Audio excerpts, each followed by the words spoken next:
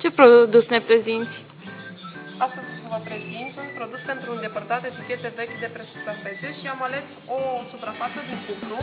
Produsul este pe bază de solvent și se pulverizează pe suprafața unde a rămas urma de la etichetă. Se poate pulveriza și pe ramele de termopan și pe toate suprafețele, PVC, lemn, parchet laminat, unde sunt etichete și pur și simplu pulverizăm de la 20-25 de centimetri și lăsăm să acționeze 4-5 minute în funcție de cât de veche este eticheta. Dacă eticheta este puțin mai nouă, putem să încercăm imediat să vedem dacă se îndepărtează. Având în vedere că o etichetă destul de veche de preț, o să o lăsăm câteva minute astfel încât să se îndepărteze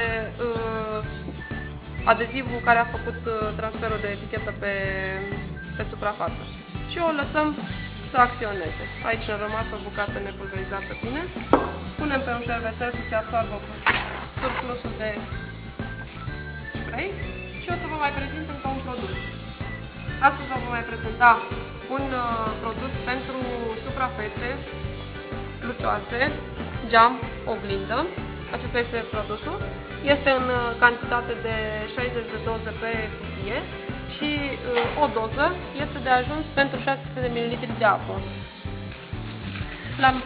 L-am scos de acolo și l-am pus într-o pungă pentru că membrana pliculețului este hidrosolubilă, adică produsul din interior este făcut pe bază de solvent, iar membrana, în momentul în care intră în contact cu apa, o să se dizolve. Acum, eu am ales apă rece cu timpul cel mai lung de dizolvare. Dacă punem apă caldă, se grăbește procesul de dizolvare a membranei. Se introduce în apă și așteptăm câteva minute. Am pus apă rece de la robinet, nu apă caldă, și o să vedeți la sfârșit că va fi dizolvat. Îl lăsăm acum 10 minute, 15 minute, cât este nevoie. Apa e foarte rece. Asta pentru a se vedea că se poate dizolva în apă rece, nu e nevoie de apă caldă. Ne uităm la ceas și așteptăm 15 minute.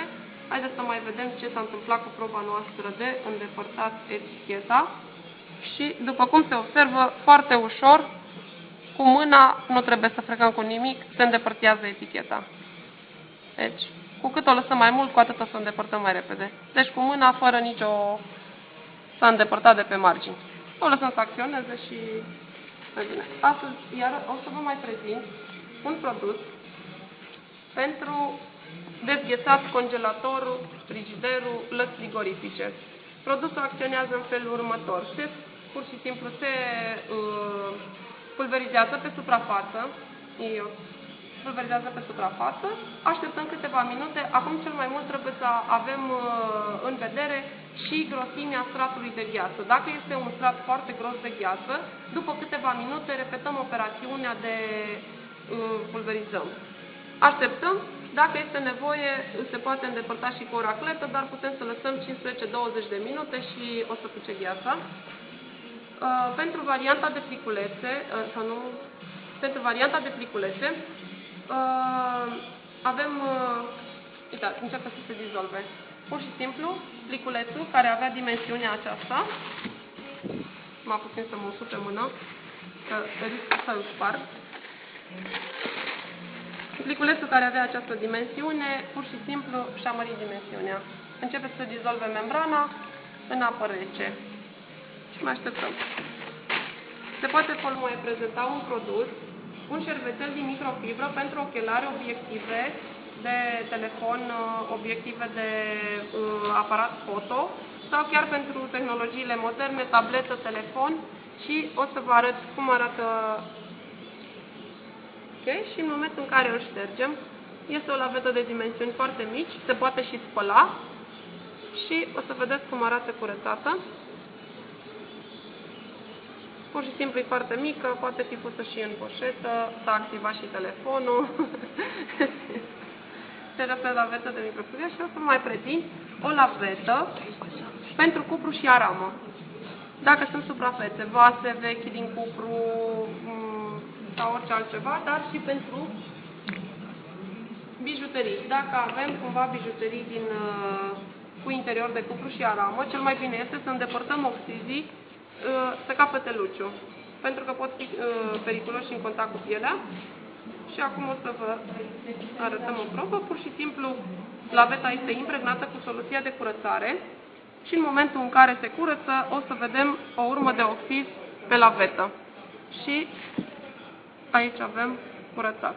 Haideți să mai facem încă o curățare. Stop, gata? Ok. Și vedem cum capătă luciu. Deci așa a fost anterior și o vedem după aceea. Cum este curățată. Ne mai întoarcem la pliculețul nostru care începe să se dizolve. A trecut timpul de așteptare și începe să se dizolve în apă rece. Dacă avem apă, deci timpul de dizolvare pentru apă caldă de 30, peste 45 de grade este de 2 minute și jumătate. Cu cât este apa mai rece, cu atât de mai mult crește timpul de dizolvare. Ok. Și acum să revenim la brățara pe care am îndepărtat eticheta.